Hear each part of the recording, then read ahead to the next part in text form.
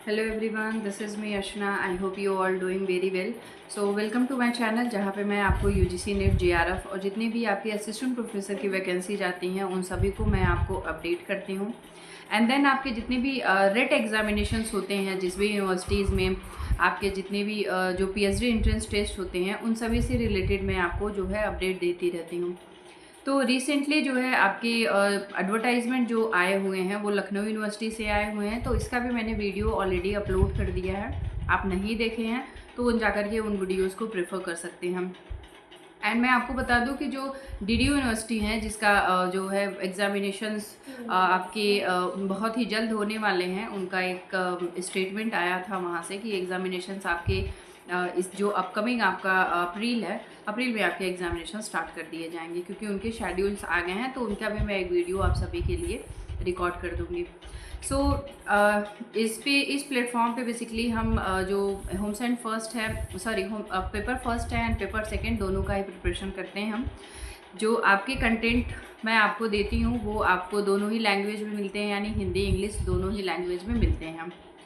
Before starting the sessions मैंने textile के कोई आपके क्लासेस नहीं लिए थे, तो आई थॉट कि मुझे टेक्सटाइल से रिलेटेड भी आपके क्लासेस लेने चाहिए।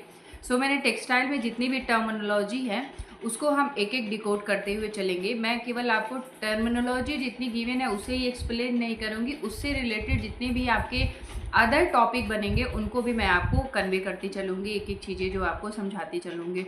क्योंकि आपने ऑब्जर्व भी किया होगा तो ये देखा होगा कि सिर्फ टॉपिक क्लियर करना या फिर केवल जो है टर्मिनोलॉजी क्लियर करने से, यदि आप एक टर्मिनोलॉजी क्लियर कर रहे हैं तो उससे रिलेटेड भी आपके कई सारे क्वेश्चंस जो है फॉर्म हो सकते हैं। तो आपको पता है कि एनटीए बहुत सिंपल क्वेश्चन स्टार्टिंग से ही नहीं पूछता, तो एनटीए जो है दिन प्रतिदिन अपनी चीज़ों को इंक्रीज़ कर रहा है, सो दैट हमें भी उसके अनुसार हमें भी चीज़ों को जो है उतने ब्रॉड एरिया को समझना पड़ेगा। सो केवल हम टर्मिनोलॉजी पे फोकस नहीं करेंगे, हम एक टर्म समझेंगे, उससे रिलेटेड और क्या क्या चीज़ें हो सकती हैं उनको भी समझने का हम प्रयास करेंगे। So let's start. जिसमें हमारी जो क्लासेस होती हैं वो आपको यूजीसी नेट जो paper first and paper second दोनों की क्लासेस होती हैं। पेपर फर्स्ट की जो क्लास होती है वो मैं आपकी इवनिंग में लेती हूँ, यानी 6 PM इवनिंग में होता है, जो हमारे टोटल 6 डेज चलते हैं। एंड जो संडे हमारा होता है, संडे में हम मैराथन करते हैं, विच मीन्स जो PYQs हैं उनको मैं आपको डिटेल में डिस्क्राइब करती हूँ। And also you can join my YouTube channel UGC NET by Archana ma'am से जाकर के YT पे सर्च कर सकते हैं एंड वहाँ पे जो है उसे सब्सक्राइब कर सकते हैं। सो ये जो कंटेंट मेरे होते हैं वो बाइलिंगुअल होते हैं, और इसमें जो पेपर सेकंड होता है वो हमारा 11:30 यानी मॉर्निंग में होता है, जो बेसिकली ये भी आपके टोटल 6 डेज चलते हैं। एंड जो संडे होता है इसमें हम मैराथन कंडक्ट करते हैं। और ये भी जो आप पेपर सेकंड है इसके भी जितने भी वीडियोस मैंने यहाँ पे रिकॉर्डेड फॉर्म में आपको दिए हैं वो सब आपको YT पे अवेलेबल हो जाएंगे। सो आप इन्हें जो है UGC NET by Archana ma'am करके सर्च कर सकते हैं।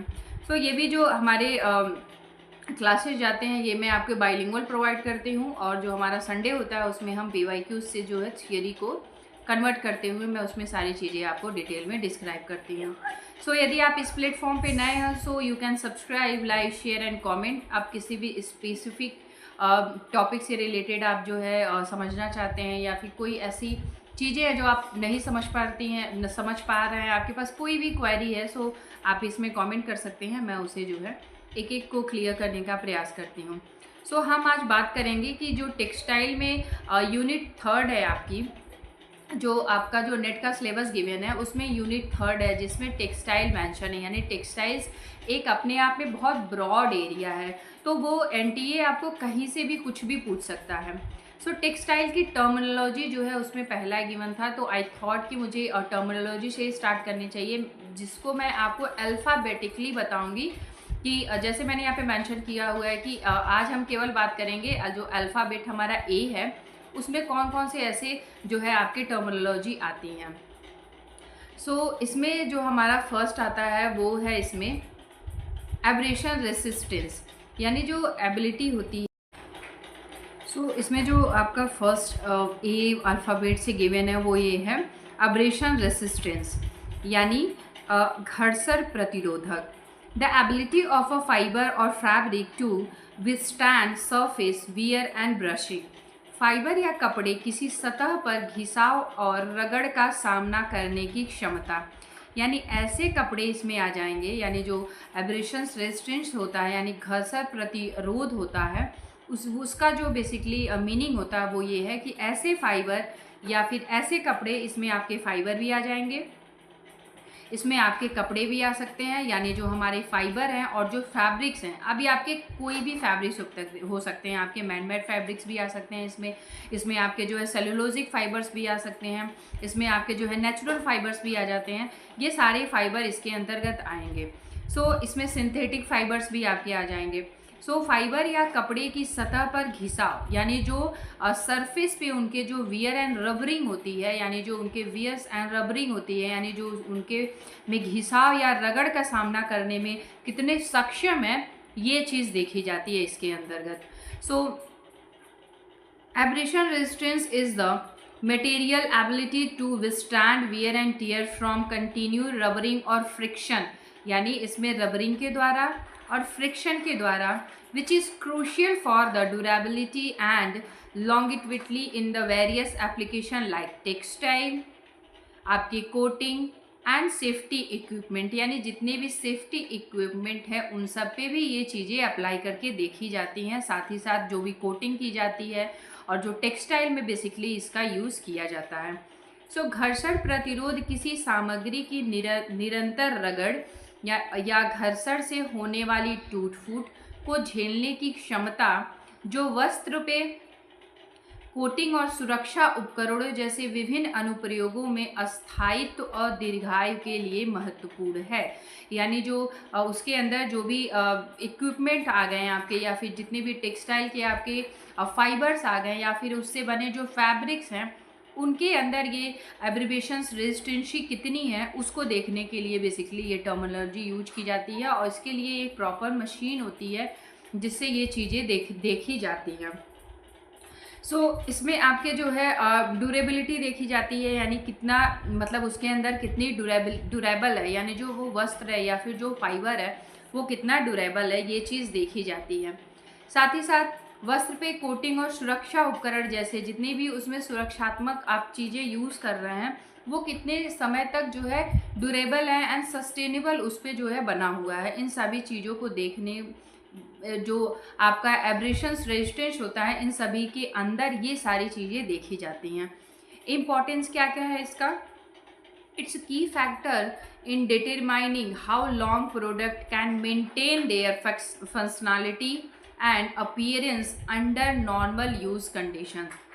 यानी इसका जो इम्पोर्टेंस है, जो महत्वपूर्ण चीज़ें हैं इसकी, वो क्या की फैक्टर्स डिटरमाइन होते हैं कि लॉन्ग, यानी जो how long products can maintain their functionality, यानी वो अपने फंक्शनैलिटी को कितना समय तक मेंटेन कर पा रहा है, उसकी जो अपीयरेंस है, यानी जो उसकी देखने की क्षमता है, यानी जो देखने में वो कपड़ा उसकी क्या अपीयरेंस है, यानी जो उसके टेक्सचर्स हैं उनमें कोई बदलाव तो नहीं आ रहा है, ज़्यादा घर्षण और ये जो है चीज़ें रगड़ के कारण अंडर नॉर्मल यूज़ कंडीशंस, यानी जो नॉर्मल यूज़ कंडीशंस में जितने भी वो उसके साथ जो घर्षण हो रहे हैं या फिर जो उसके साथ चीज़ें जो हैं अलग, मतलब जब यूज़ होते हैं कपड़े तो ऑफ कोर्स उसमें थोड़ा बहुत तो चेंजेस आएंगे ही, बट द लॉन्ग टाइम जब आप उसे यूज़ कर रहे हैं तो वो जो प्रोडक्ट है, जो फैब्रिक्स है या फिर जो आपके फाइबर्स हैं, क्या उनके अंदर वो जो फंक्शनैलिटी के जो गुण हैं, यानी जो उनके कार्यात्मक गुण हैं, या फिर उनके जो अपीयरेंस है, यानी जो देखने में वस्त्र कैसा लग रहा है, आपको टचिंग पॉइंट से वस्त्र कैसा लग रहा है, इन सभी में कोई जो है डिफेक्ट तो नहीं आ रहा है। आगे चलकर ये सारी चीज़ें इसमें देखी जाती है। फैक्टर इन्फ्लुएंसिंग अब्रिवेशंस रेजिस्टेंसी, कौन कौन से ऐसे कारक हैं जो इन्फ्लुएंस करते हैं इसके लिए? मटेरियल प्रॉपर्टीज़, यानी जो मटेरियल प्रॉपर्टीज़ हैं वो भी आपकी मैटर करती हैं। हार्डनेस, आपकी लोच आ जाती है, यानी उसके अंदर कितनी जो है इलेक्ट्रिसिटी है, ठीक है, एंड द आसंज और सामग्री की संरचना सभी एक भूमिका निभाते हैं, यानी जितने भी आपके and the materials structure all play role, यानी जो आपके मटेरियल स्ट्रक्चर हैं ये सभी आपके जो है रोल प्ले करते हैं। Surface contract, the types of abrasions, surface and the force of the contact effect abrasions, यानी अपघर्षण सतह का प्रकार और संपर्क बल घर्षण को प्रभावित करता है।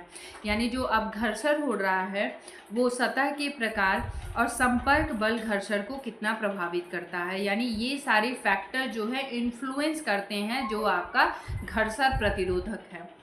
इन्वायरमेंटल कंडीशंस, यानी जो एनवायरमेंटल कंडीशंस है वो आपकी कैसे इफ़ेक्ट करती है। फैक्टर लाइक टेम्परेचर, यानी जो आपका तापमान है, humidity and the presence of their chemical and influence absorption resistance, यानी जो आपका तापमान है या फिर आर्द्रता है और अन्य रसायनों की उपस्थिति जैसे कारक घर्षण प्रतिरोध को प्रभावित कर सकते हैं। यानी जितने भी ड्यूरिंग द प्रोसेस उसमें जो टेम्परेचर यूज़ किए गए थे या फिर जो ह्यूमिडिटी यूज़ की गई थी या फिर जो भी उस समय प्रेजेंट केमिकल उसको मैन्युफैक्चरिंग में बनाए गए थे, तो क्या वो आगे चल के भी एज इट इज़ बने रहेंगे। विच मीन्स जो टेम्परेचर, यदि उसको जो है अलग टेम्परेचर, यानी कोई नॉर्मल फाइबर आपका जो है मैन्युफैक्चरिंग के दौरान उसकी जो टेम्परेचर है और यूजिंग के दौरान जो टेम्परेचर है उनके बीच में कि क्या कोऑर्डिनेशन, यानी वो टेम्परेचर को सहन पा रहा है कि नहीं है, उसमें आर्द्रता कितनी है, जो केमिकल्स हैं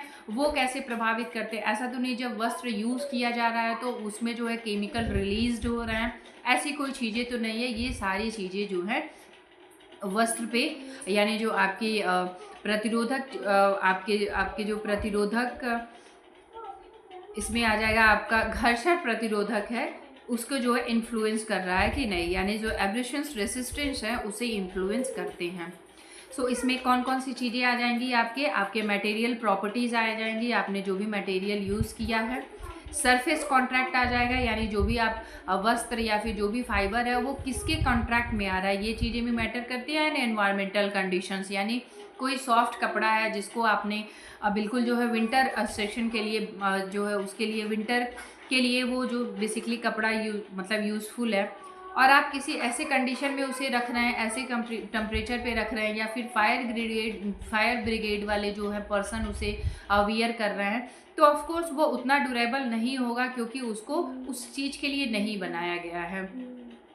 now we are going to talking about application. So textile high abrasions resistance in essential for the clothing, upholstery and industrial fabrics that need to withstand heavy use। यानी अपहोल्स्ट्री के कपड़े तो आप सभी को पता होंगे। अपहोल्स्ट्री के जो कपड़े होते हैं, यानी इसमें हिंदी में है भारी, यानी जो भारी कपड़े आपके आ जाएंगे, या फिर कपड़ों आसपास और औद्योगिकी कपड़ों के लिए उच्च घर्षण प्रतिरोधी आवश्यक है जिन्हें भारी उपयोग सामान का सामना करना पड़ता है। यानी जो आपके अपहोल्स्ट्री के कपड़े होते हैं वो बेसिकली बुने जाते हैं, आपके प्लेन वीविंग से ही उसकी बुनाई होती है, लेकिन वो जो कपड़े होते हैं मोटे होते हैं, यानी उनको बेसिकली इसीलिए बनाया जाता है कि वो घर्षण सहने की क्षमता उनके अंदर रहती है। यानी वो आपको जब आप टच करेंगे तो वो आपके जो है रफनेस भी देखने के लिए मिल सकता है, एंड देन वो थोड़े नॉर्मल कपड़े से थोड़ी उसकी जो है स्ट्रेंथ जो होती है वो मोटी होती है। सो अपहोल्स्ट्री के जो कपड़े होते हैं बेसिकली वो फर्नीचर को आप ढकने के लिए, जो घरों में बड़े बड़े फर्नीचर्स होते हैं उन्हें ढकने के लिए भी अपहोल्स्ट्री के कपड़े यूज़ किए जाते हैं। सो असबास और औद्योगिक कपड़ों के लिए बेसिकली जो इंडस्ट्रियल फैब्रिक्स हैं, यानी जितने भी आपके इंडस्ट्रियल फैब्रिक्स हैं, आप देखेंगे कि जितनी बड़ी बड़ी मशीनरीज हैं उनको ढकने के लिए जो फैब्रिक्स के लेकर के जो बनाए जाते हैं वो सारे कपड़े ऐसे होते हैं जिन्हें बेसिकली बनाया ही जाता है इसलिए कि वो घर्षण सहने की क्षमता उनके अंदर हो। Now next one is coating. Abrasion resistant coating protect surface from wear and tear, extending the life span of product. घर्षण प्रतिरोधी कोटिंग सतहों को टूट फूट से बचाती है, यानी जितने भी उसके अंदर वियर एंड टीयर चीज़ें होंगी उन सब से उसे प्रोटेक्ट करती है, जिससे उत्पादों का जीवन काल बढ़ जाता है, यानी उसकी जो सेल्फ लाइफ है वो इंक्रीज हो जाती है। किसी भी वस्त्र में, फॉर एग्जांपल आप सेलुलोज का एक फाइबर है, आपका कॉटन ही ले लेते हैं, जब उसका रॉ फॉर्म में बनके एक फाइबर्स निकलता है तो उसके अंदर बहुत छोटे छोटे छिद्र होते हैं, उनको कोटिंग के माध्यम से उनकी भराव प्रक्रिया की जाती है, यानी उन्हें कोटिंग की जाती है सो दैट वो वस्त्र जो अंदर अंदर खाली दिख रहे हैं, छोटे छोटे आपको जो है होल्स दिखेंगे, वो जो है पूरी तरीके से भर जाते हैं एंड उनके अंदर कोटिंग कर दी जाती है। जिससे वो उनकी सेल्फ लाइफ इंक्रीज हो जाती है। एंड देन वो उससे जो है वाटर ऑब्जर्वेंसी भी उनके अंदर अच्छी आ जाती है। और साथ ही साथ वो टूट फूट से यानी टूट फूट से बचाती है, यानी जितने भी घर्षण चीज़ें होंगी या फिर किसी के कॉन्ट्रैक्ट में आएगा, किसी हैवी मैटर के कॉन्ट्रैक्ट में आएगा, तो वो जल्दी से टीयर एंड मतलब फटे ना वो चीज़। तो उसके लिए बेसिकली कोटिंग की जाती है, जिससे जो उस वस्त्र की, उस फाइबर की और जो उस मटेरियल की, आई एम सेइंग जो आपके फाइबर भी इसमें आ जाएंगे, फैब्रिक्स भी इसमें आ जाएंगे, एंड उससे कोई प्रोडक्ट है, कोई मटेरियल आपने बनाया है, तो वो सब आपके आ जाएंगे, जिनकी सेल्फ लाइफ इंक्रीज करने के लिए किया जाता है। Safety equipment, aberrations resistant in a critical in gloves, protective clothing and other safety gears. यानी इससे बेसिकली और क्या क्या बनाए जाते हैं, हमारे दस्ताने यानी ग्लव्स, सुरक्षात्मक कपड़े बनाए जाते हैं, और अन्य सुरक्षा उपकरणों में घर्षण प्रतिरोधक महत्वपूर्ण होता है। अब सुरक्षात्मक कपड़े आपके कौन कौन से हो सकते हैं, जो आप फायर ब्रिगेडियर जो कपड़े पहनते हैं, यानी वो उसमें कुछ आई थिंक कोलाइड का कोई मिश्रण होता है जो उस पर लगाया जाता है, सो दैट वो एक एलिमेंट की परत की तरह उस पर लगाया जाता है, यानी एक कोटिंग की जाती है उसकी कोलाइड की, सो दैट वो जो कपड़े होते हैं वो आपके जो है फायर के संपर्क में आने से वो जल्दी जो है वो फटते, मतलब वो जलते नहीं है, यानी उनकी ना वो मेल्टिंग पॉइंट होती है उनमें, और ना ही वो कपड़े जल्दी जलते हैं। तो इस तरह के जो कपड़े होते हैं आपके, वो सुरक्षात्मक वस्त्र में आते हैं। या फिर आप कोई बुलेट प्रूफ जैकेट्स है, ये भी आपके सुरक्षात्मक कपड़ों में आते हैं। तो ये भी जो कपड़े होते हैं वो इसी तरीके से बनाए जाते हैं, यानी उनके अंदर ये सारी चीज़ें देखी जाती हैं।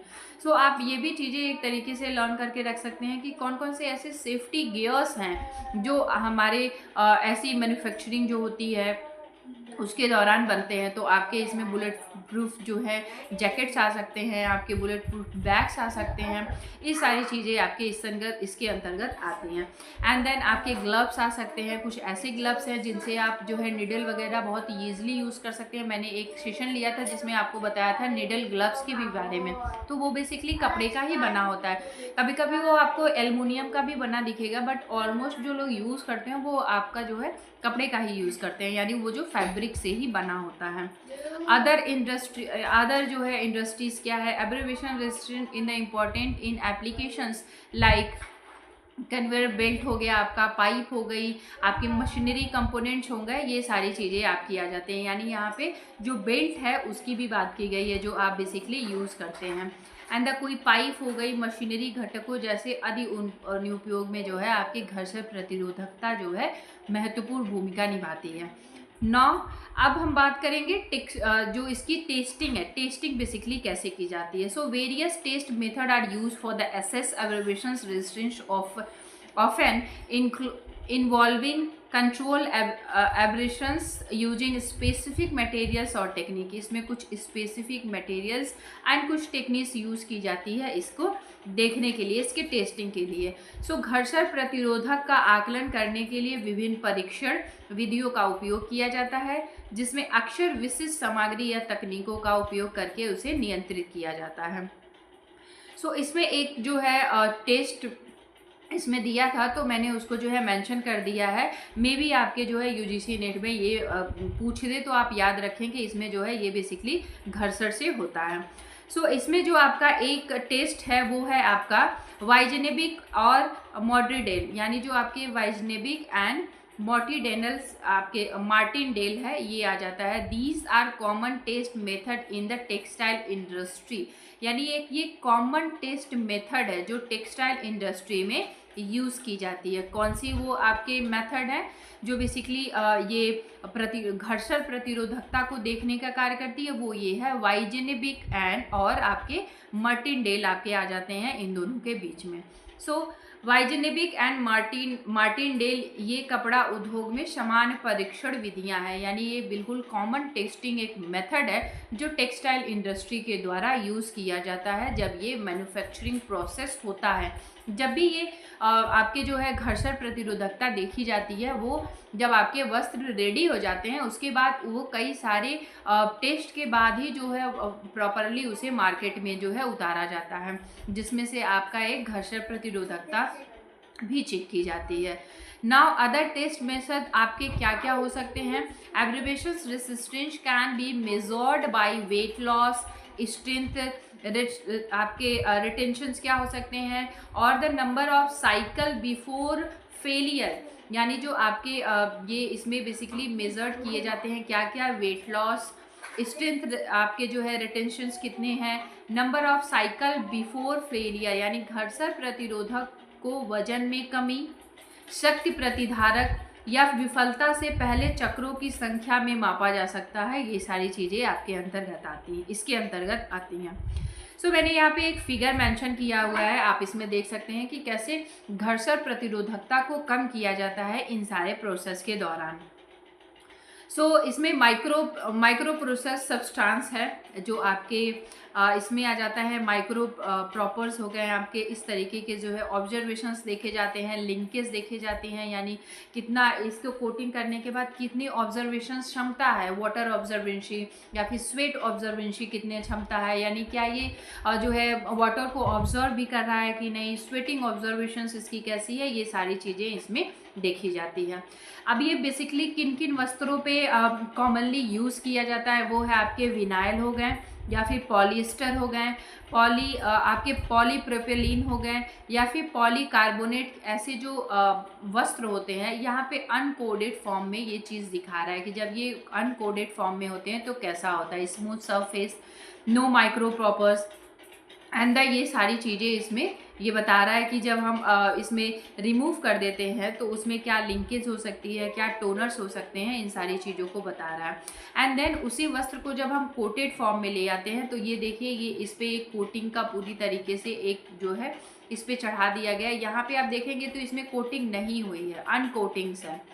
एंड देन यहाँ पे इस पर कोटिंग कर दी गई है, जिससे जो है आप कोई भी वाटर है यदि आप उस प्रोडक्ट पे या फिर उस फाइबर पे पड़ेगा तो वो वाटर जो है अंदर नहीं जा पाएगा उसके, यानी जो उसको ऑब्जर्वेशन है, यानी वाटर जो है फ्लोट करेगा वो अंदर नहीं जा पाएगा। नेक्स्ट जो उसमें आपके ए अल्फ़ाबेट में आएंगे वो आपका आ जाएगा एयर जेट स्पिनिंग। ये भी एक टर्मिनोलॉजी है, आपने सुना होगा एयर जेट स्पिनिंग क्या होती है। वैसे तो स्पिनिंग बहुत ही टाइप्स की होती हैं, इसकी मैं एक अलग से सेशन लूँगी तो उसमें आपको अच्छे से डिस्क्राइब करूँगी, बट एज अ टर्मिनोलॉजी मैंने इसमें मेंशन कर दिया है। A spinning system in which yarn is made by warping fibres around a core steam of fibres with compressed air. एक कताई प्रणाली जिसमें स्पिंडिक हवा के साथ रेशों की एक मुख्य धारा के चारों ओर रेशों को लपेटकर धागा बनाया जाता है। यानी जो इस तरीके का एक रोलर होता है जिसमें जो धागा होता है इस तरीके से इसमें जो है स्पिन होते जाता है, यानी इस तरीके से उसकी स्पिनिंग की जाती है। बट ये स्पिनिंग होती कैसे है? इससे पहले कुछ जब ये सारी टेक्नोलॉजी नहीं आई थी तो बेसिकली जो है ये करघे पे भी इसकी स्पिनिंग क्रिया की जाती थी या फिर मैनुअली इसकी स्पिनिंग क्रिया की जाती थी। बट अभी जितने भी जो है इनोवेशंस होने के बाद एयर जेट स्पिनिंग भी की जाती है, जिसमें एक कताई प्रणाली जिसमें एक हवा का प्रेशर के द्वारा यानी उस डायरेक्शन में हवा को दिया जाता है जिससे स्पिनिंग क्रिया हो सके। ऐसे जो मुख्य धारा के चारों ओर रेशों को लपेटकर धागा बनाया जाता है। अदर नेम इसको हम क्या जान सकते हैं, यदि एयर जेट स्पिनिंग ना दे करके आपको वोटेक्स स्पिनिंग देता है या फिर आपके फैसिनेट यार्न स्पिनिंग देता है तो आप इसको समझे कि it's talking about air jet spinning. अब हम इसे डिटेल में पढ़ेंगे कि एयर जेट स्पिनिंग बेसिकली है क्या। Air jet spinning is a modern yarn spinning technology that use to rotating vortex of high pressure air to draw out a twist fiber into yarn, offering faster productions and flexibilities compared to traditional method like ring spinning. यानी ring spinning जो आपकी इससे पहले होती थी उस पर जो है ये मेथड बनाया गया है। एयर जेट स्पिनिंग एक आधुनिक धागा कताई तकनीक है, यानी ये basically modern yarn spinning technology है। तो ये की पॉइंट आप लर्न करके रखें इससे कि whenever we are talking about या फिर एनटीए टॉकिंग अबाउट या फिर एनटीए आस्किंग टू यू कि मॉडर्न यार्न स्पिनिंग क्या है, तो आप ये समझे कि ये बात कर रहा है एयर जेट स्पिनिंग की, यानी एयर जेट स्पिनिंग जो है आपकी एक मॉडर्न यान स्पिनिंग टेक्नोलॉजी में आती है, जो क्या करती है, rotating vortex of high pressure air to draw out the twist fiber into yarn. जो हाई प्रेशर जो है इस पे एयर को अप्लाई किया जाता है, जिससे वो twist fibre in a yarn यानी फाइबर को जो है उसमें कन्वर्ट करती है एंड देन रील निकल के आता है। एयर जेट स्पिनिंग एक आधुनिक धागा, हिंदी में है आधुनिक धागा कताई तकनीकी है, जो रेशो को खींच कर धागा बनाने के लिए उच्च दबाव वाली हवा में घूर्णनशील भ्रमण का उपयोग करती है, जिससे रिंग स्पिनिंग जैसी पारंपरिक गतिविधियों की तुलना में अधिक तेजी से उत्पादन और लचीलापन प्राप्त होता है। तो 2-3 चीज़ें इसमें आप ध्यान रखें जो की पॉइंट है कि whenever we are talking about air jet spinning, तो it's also known as modern yarn spinning technology, जो बेसिकली क्या करता है, इसमें हाई प्रेशर दिया जाता है, किसका, एयर का, और ये जो है उससे जो है ये यान को ट्विस्ट करके फाइबर इनटू यान में वो मतलब उसकी रीलिंग बनती है। एंड द ये फ्लेक्सिबिलिटी है कंपेयर टू द जो आपके ट्रेडिशनल लिंक मेथड थे उससे जो है ये जो है आसान तरीका है एंड द ये लचीला तरीका है। अब ये वर्क करता कैसे है, सो सिल्वर जब आपके आ जाएंगे bundles of fibers are feed into the machines and draw out of the desired count. जो सिल्वर्स हैं आपके फाइबर के जो बंडल्स हैं को मशीन में डाला जाता है और अवांछित संख्या तक बाहर निकाला जाता है, यानी उन्हें बंडल में ही उन्हें एक जगह फिक्स्ड कर दिया जाता है एंड देन उसे जो है जब वो प्रक्रिया ख़त्म हो जाती है तब उन्हें हम बेसिकली बाहर निकालते हैं। इसके अंदर धागे में बदलने के लिए उच्च दबाव वाली हवा में एक घूमते हुए भंवर का उपयोग किया जाता है, यानी फाइबर को धागे में कन्वर्ट करने के लिए, यानी बेसिकली जो इसमें फाइबर को धागे में बदलने के लिए उच्च दबाव वाली हवा को जो उच्च दबाव के हवा का प्रेशर दिया जाता है, यानी जब उसमें रोटिंग वोर्टेक्स जो है हाई प्रेशर पे एयर जनरेट करता है, यानी आपने फाइबर जो है रॉ फॉर्म में उसमें फिक्स कर देना है एंड देन एयर का प्रेशर इतना ज़्यादा होता है कि उसे जो है ट्विस्ट करते हुए स्पिनिंग करता है, यानी ट्विस्ट करते हुए उसे जो है फाइबर इनटू यार्न में उसे जो है आपका कन्वर्ट कर देता है। सो दिस प्रोसेस इंटीग्रेटेड आपका roving spinning and binding into the single operation. यह प्रक्रिया रोविंग स्पिनिंग वाइंडिंग को एक ही ऑपरेशन में एकीकृत कर देती है, यानी एक ही बार आपने जो है वो जो फाइबर है उसको आपने अप्लाई किया, एक जगह फिक्स किया एंड द हाई प्रेशर आप दे रहे हैं एयर का, उसमें वो आपके स्पिनिंग क्रिया, आपके जो रोविंग क्रिया होती है, स्पिनिंग होती है एंड जो साथ ही साथ बाइंडिंग क्रिया यानी उसको जो रीलिंग में लपेटने की क्रिया होती है, वो सारे आपके एक ही ऑपरेशन में डन हो जा रहे हैं। एडवांटेज क्या क्या है इसके, फास्टर प्रोडक्शंस, ऑफ कोर्स मशीनीकरण है, मॉडर्न टेक्नोलॉजी के यूज़ हो रहा है तो इसमें जो प्रोडक्शंस होगा आपका वो फास्टर होगा। Air jet spinning is known for the its high production speed making it a modern alternative to ring and rotor spinning, यानी ये जो आपकी हायर जेट स्पिनिंग है इससे हम फास्टर प्रोडक्शंस कर सकते हैं, यानी इसका जो प्रोडक्शंस क्रिया है ऑफ कोर्स मैनुअली आप करते हैं या फिर रिंग कताई द्वारा करेंगे तो उसके अकॉर्डिंग ये जो है क्रिया आपकी फास्टर हो जाएगी। साथ ही साथ फ्लेक्सिबिलिटी भी है, यानी जो ये आपके मॉडर्न टेक्नोलॉजी है फ्लेक्सिबल है। कैसे, the technology allow to greater flexibility in a yarn productions including the ability to produce a wider range of yarn types of counts, यानी wider range of yarn and types of counts, इन सब में जो है आपको flexibility देखने के लिए मिलता है। नेक्स्ट आता है लोअर हेयरनेस, यानी जो है इसमें जो आपका आ जाएगा वो लोअर हेयरनेस आ जाएगा। कैसे, air jet spun yarn tend to have a lower hairiness compare to ring spun yarn, यानी जब आप रिंग स्पन यार्न करते हैं इसमें आपके जो है जो हेयर हैं यानी जो भी उसमें आपके जो छोटे आपके जो स्पन यार्न बच जाते हैं या फिर जो बिल्कुल छोटे फॉर्म में जो स्पन यार्न जो आपके फाइबर्स रह जाते हैं उनका लॉस कम मात्रा में होता है। तो इसमें हिंदी में आप इसे देख सकते हैं लोअर हेयरनेस को हिंदी में कम बालदारता कहते हैं। एयर जेट स्पन यार्न में रिंग स्पन यार्न की तुलना में कम जो है हेयरनेस आपको देखने के लिए मिलती है। Next one is low piling. So low piling कैसे, पहले तो हम ये टर्म समझ ले पीलिंग क्या होता है। कुछ बच्चे कुछ लर्नर्स इससे अवेयर भी होंगे पीलिंग क्या होती है। For example you have a cloth, ये आपका क्लोथ है। अब इसकी पीलिंग कैसे देखेंगे, आपने देखा होगा कि कुछ ऐसे आप फॉर एग्जाम्पल आप कुछ स्वेटर लेते हैं, आपने एक बॉस्टेड और वूल यार्न का मिला हुआ स्वेटर आपने पहना, यानी I am not talking about original wool yarn.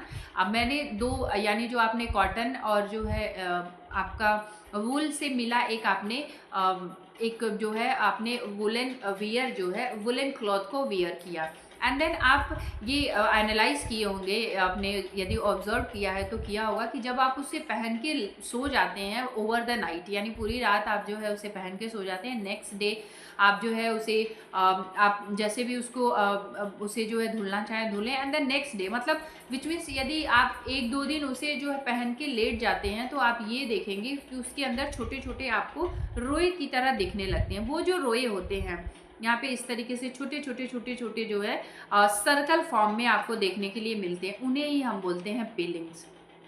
यानी अब ये पीलिंग आपके कॉटन के भी वस्त्र पे हो सकते हैं, आपके वुलन के भी वस्त्र पे होते हैं। ऑलमोस्ट आपको विंटर सीजन में ये आपको पीलिंग देखने के लिए मिलती है। तो विंटर सीजन में ऑलमोस्ट जो है वुलन या फिर वस्टेड यान के जो है ड्रेसेस आप वेयर करते हैं तो उसमें आपको पीलिंग देखने के लिए मिलती है। सो एयर जेट स्पॉन यान ऑफर एग्जेबिटेड बिटर पीलिंग आपके रेसिस्टेंस, यानी लो पीलिंग इसमें देखने के लिए मिलती है। एयर जेट स्पॉन यान अक्सर बेहतर पीलिंग प्रतिरोधक प्रदर्शित करते हैं, यानी उसमें जो पीलिंग की जो चीज़ें होती हैं वो आपके कम मात्रा में दिखती है। Now next one is higher efficiency in downstream process. Air jet spun yarn can lead to higher efficiency in downstream process like knitting, weaving and stitching. यानी आपको इसमें मैंने प्रीवियसली आपको बताया कि ऑलमोस्ट जो है आपके विंटर के जो क्लॉथेस होते हैं उसमें देखने के लिए मिलते हैं। तो देखिए आप यहाँ पे मेंशन किया है इसने कि निटिंग, विविंग एंड स्पिनिंग, इन सब में भी ये जो है चीज़ें देखने के लिए मिलती हैं। सो यहाँ पे मैंने मेंशन भी कर दिया है कि कैसे एयर जेट से जो है बेसिकली स्पिनिंग की जाती है। सो ये देखेंगे बैक रोलर एक लगा हुआ है, यहाँ से यहाँ तक ये हमारा जो है बेसिकली यहाँ वो है धागा है आपका जो यहाँ से जा कर के बेसिकली इस तरीके से ट्विस्ट होके बाहर आ रहा है। यानी ये जो आपका है ये पूरी तरीके से फाइबर है, आपका ये फाइबर है, यानी रॉ फॉर्म में हमने फाइबर को यहाँ पे डाल दिया है और एयर की हेल्प से, यानी जो है हाई टेम्परेचर पे एयर को यहाँ पे प्रोड्यूस किया जा रहा है, जिससे एयर इस तरीके से जो है इसे ट्विस्टिंग करते हुए बाहर की ओर निकाल दे रही है।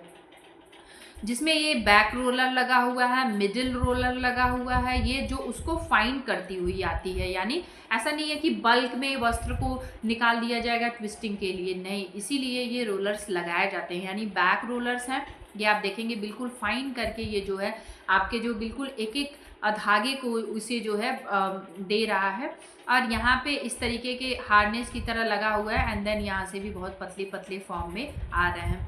ये आपका हो गया फ्रंट रोलर। सो जो फ्रंट रोलर्स है आपका वो इस तरीके से धागा इसे प्रोवाइड कर दे रहा है, जो एयर हाई टेम्परेचर पे एयर प्रोड्यूस किया जा रहा है, एंड देन ये आपके इसमें निकल के आ रहा है। सो ये सारे इसमें कुछ टेंशन्स लगे हुए हैं जो स्पिनिंग की क्रिया के दौरान इन्हें जो है बेसिकली आपके योगदान देते हैं। So first jet warp is fibre around main strong, जो आपका कोर है, इन अपोजिट डायरेक्शंस, ठीक है, जिसमें आपका second jet insert flash twist into the main आपके स्टैंस हो गए। नाउ फ्रंट जो आपका रोलर होता है उसे इन्होंने यहाँ पे बहुत ठीक से दिखाया हुआ है। सो इसमें नोजल्स भी लगे होते हैं, नोजल 1 हो गया एंड द नोजल आपका सेकेंड हो गया।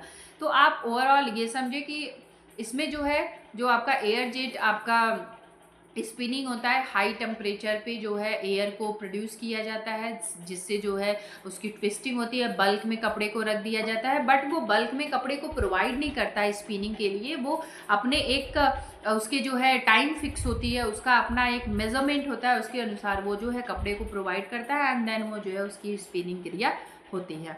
नाउ नेक्स्ट हम टर्मिनोलॉजी की बात करेंगे, वो है एयर, आपकी जो है एयर परमिसिबिलिटी, यानी उस कितना एयर को जो है परमिशन दे रहा है उसे अंदर ऑब्जॉर्व करने के लिए एंड बाहर ट्रांसफर करने के लिए। So air permissibility measure how easily air can pass through a material, जो भी मटेरियल है उसके अंदर से कितनी आसानी से एयर जो है पास कर ले रहा है। इट्स अ की factor in perform how many product including cloth, आपके फिल्टर्स हो गए, आपके बिल्डिंग मटेरियल्स हो गए। वायु, इसको हिंदी में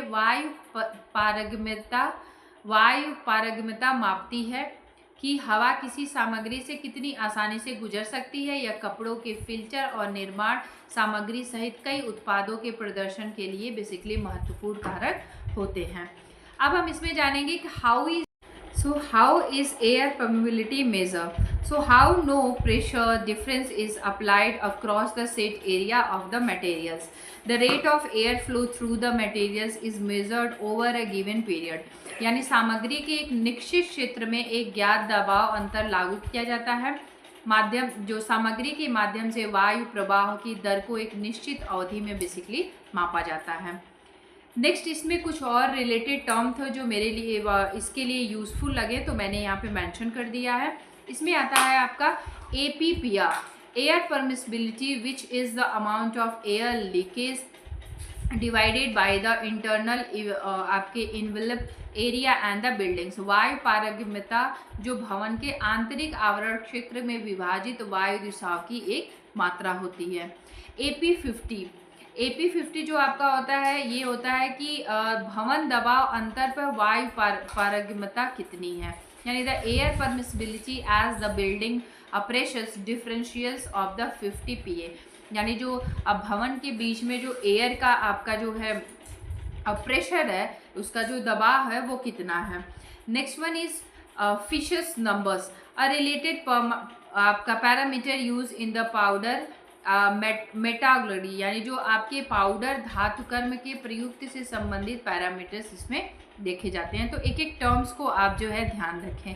अब यहाँ पे मैंने एक फिगर मेंशन किया हुआ है जो आपको बता रहा है कि बेसिकली एयर की जो टेस्टिंग होती है वो कैसी होती है। इस तरीके से आप देखेंगे कि एक मशीन है, ये पूरी एक मशीन है जिसमें एक सैंपल लिया गया है, जो भी क्लोथ है उसका एक सैंपल लिया गया है एंड देन यहाँ पे इसे रिकॉग्नाइज किया जा रहा है कि ये कितना जो है एयर को पास कर दे रहा है और कितने एयर को जो है बेसिकली वो जो है अपने पास रख ले रहा है, यानी अपने पास जो है उसे कंज्यूम कर ले रहा है एंड कितना जो है उसे पास आउट कर दे रहा है। Now next one is alternative twist. तो आप सभी ने इसको तो देखा ही होगा, क्योंकि ट्विस्टिंग से तो जो है टेक्सटाइल में आपके बहुत सारे ट्विस्टिंग से क्वेश्चंस बनते हैं। आपके जो है नॉर्मल ट्विस्टिंग क्या है, मीडियम ट्विस्टिंग क्या है, हाई ट्विस्टिंग क्या है। इसको मैंने एक क्लास लिया था, इससे पहले मैंने इसे समझा दिया कि आपके जो है नॉर्मल ट्विस्टिंग क्या होती है, आपकी मीडियम ट्विस्टिंग क्या होती है एंड देन हाई ट्विस्टिंग क्या होती है।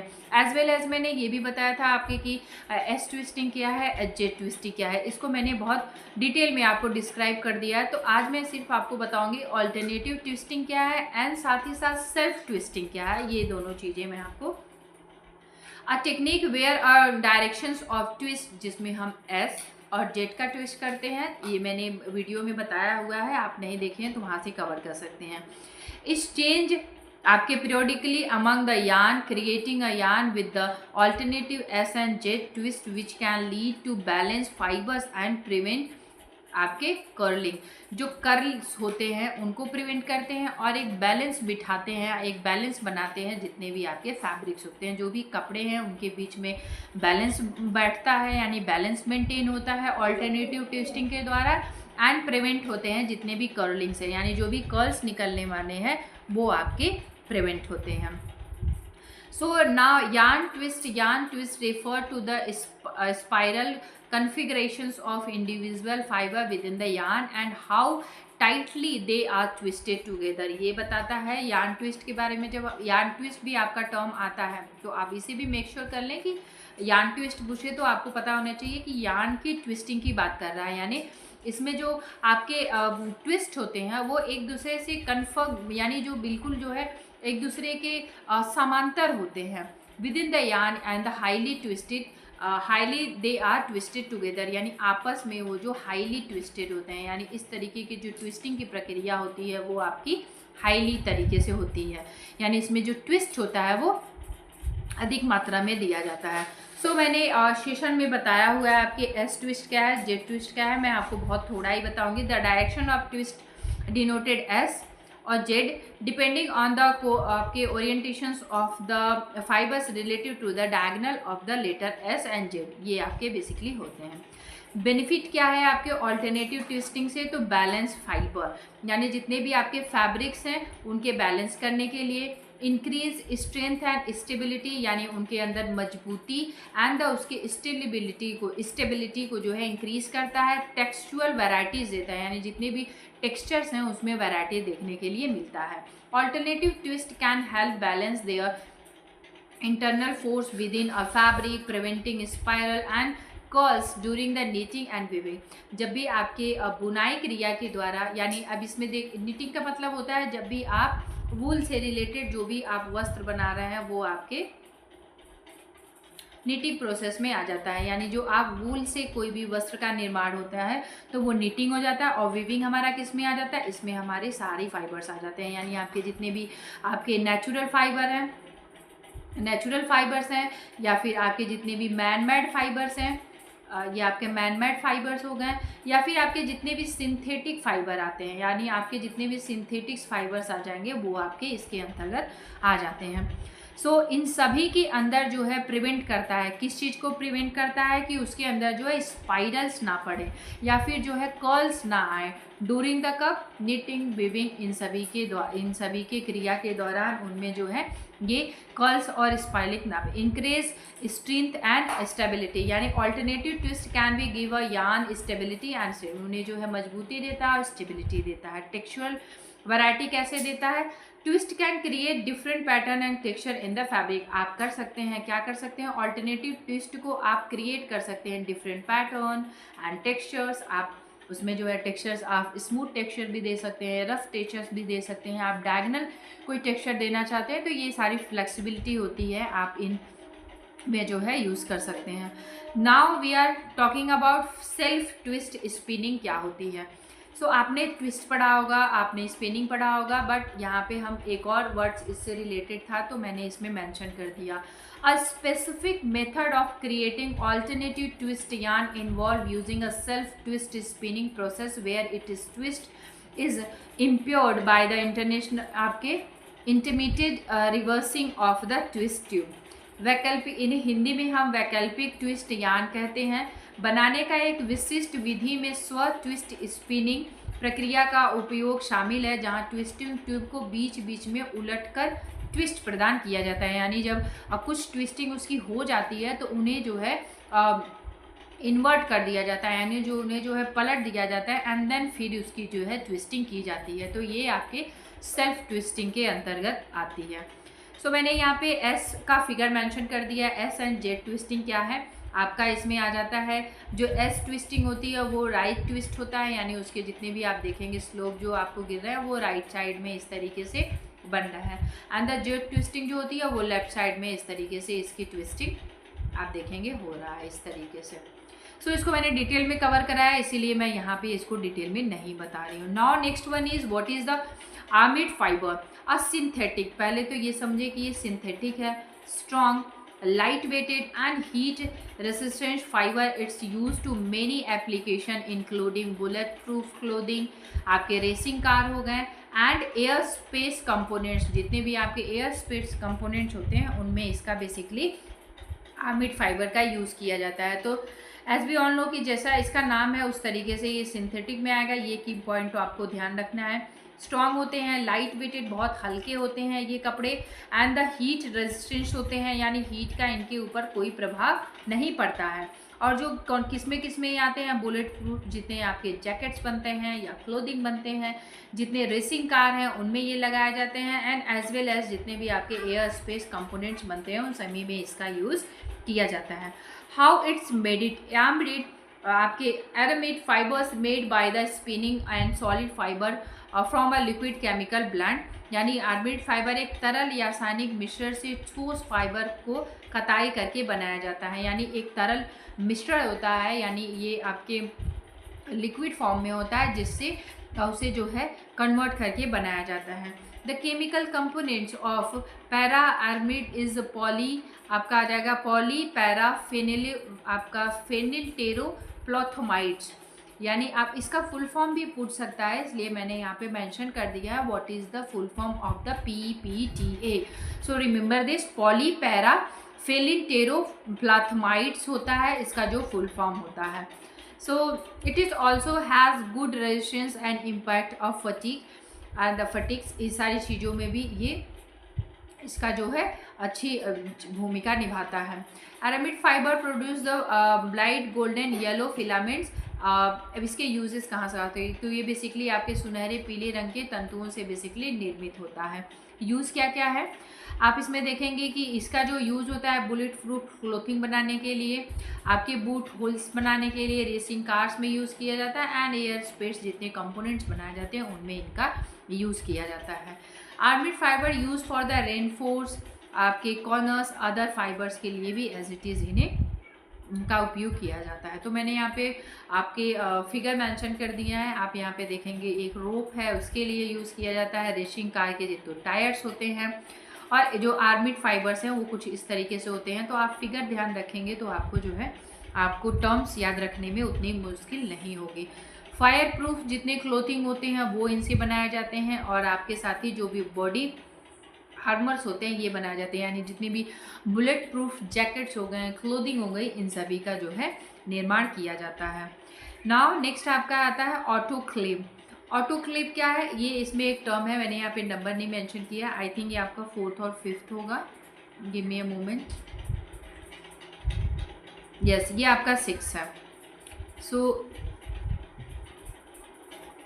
तो 6 नंबर पे आपका आ जाएगा जिसे हम बेसिकली नाम देते हैं ऑटोक्लेव। ये बेसिकली है क्या, तो सबको पता होगा कि एक आता है स्टीम स्टेरिलाइजर। तो एज वी ऑल नो कि सभी ने पढ़ा होगा स्टीमलाइजर क्या होता है, लेकिन उसी का एक और नाम है जिन्हें हम ऑटोक्लेव कहते हैं। तो दोनों नाम हमें ध्यान रखना बहुत आवश्यक है, क्योंकि NTA को बहुत जो है टर्मिनोलॉजी से भी रोल प्ले करने की आदत है, तो वो नई नई टर्मिनोलॉजी जो है ढूंढ के लाता है। तो मेक श्योर कर लें कि आपके पास भी कुछ ऐसे टर्मिनोलॉजी के बंचेज हों जिन्हें आप लर्न करके रखें एंड देन वहाँ पे जो है अप्लाई करें। एक उपकरण है जो कुछ परिष्कृत कार्यों को करने के लिए उपयोग किया जाता है, जैसे कि आपकी प्लॉटिंग हो गई, हीट स्ट्रीटिंग होगी, अति गर्म भाव वातावरण में दबाव के लिए बेसिकली यूज़ किया जाता है। तो इसमें वो फाइबर्स आते हैं आपके जो बेसिकली हैवी मटेरियल्स के होते हैं, उन सारे फाइबर्स को इसमें रखा जाता है सो दैट वो जो है उसकी हीटिंग कर कोई जो है सेटिंग किया जा सकते हैं, यानी हीट को बेसिकली उस पर ट्रांसफ़र किया जा सकते हैं, एंड गर्म स्टीमिंग के द्वारा, यानी उसे जो है भाप और वातावरण के दबाव भी इसमें देखा जाता है कि कितने जो है हम टेम्परेचर इस पर भाप का दे रहे हैं यानी स्टीम का दे रहे हैं, तो वो कितना वो सह ले रहा है, एंड देन आगे जब वो मार्केट में उसका जो निकाला जाएगा तो वो कितना उसके अंदर जो है वो सहने की क्षमता है, इन सभी को इसमें देखा जाता है। सो आई होप आपको ये चीज़ें सारी समझ आई होंगी, तो आप इसे जो है thanks for watching, and also you can like subscribe and share. जो आप subscribe like share and comment, आप किसी भी पर्टिकुलर सेशन चाहते हैं मेरे से तो आप मुझे कमेंट कर सकते हैं, मैं आपके लिए ऑर्गेनाइज कर दूंगी। And also you can join my YouTube channel, जहाँ पे आपको मैं UGC net by Archana ma'am से मिल जाऊंगी, और वहाँ पे मैंने आपको 80+ ऐसी वीडियोस प्रोवाइड किए हैं जहाँ से जाकर के आप paper first and paper second दोनों को ही कवर कर सकते हैं विद डिटेल एक्सप्लेनेशन, मैंने वहाँ पे कवर कराया हुआ है। एंड ऑल्सो जितने भी फ्री AI टूल्स हैं उनको भी मैं यहाँ पे मेंशन करती रहती हूँ, चीज़ों को जो है अपलोड करती रहती हूँ, अपडेट करती रहती हूँ, तो इन सभी को आप गो थ्रू हो लें। एंड देन जो आपके यदि आप रिसर्चर हैं तो आप गूगल स्कॉलर को कैसे यूज़ करेंगे, आप ChatGPT को कैसे यूज़ करेंगे, DeepSeek को कैसे यूज़ करेंगे, इन सभी को मैंने यहाँ पे बताया हुआ है, तो इन वीडियोज़ को भी जा करके आप कवर कर सकते हैं। So thank you, thanks for watching. कल मिलते हैं नेक्स्ट वीडियो में नेक्स्ट सेशन के साथ। Take care and bye bye.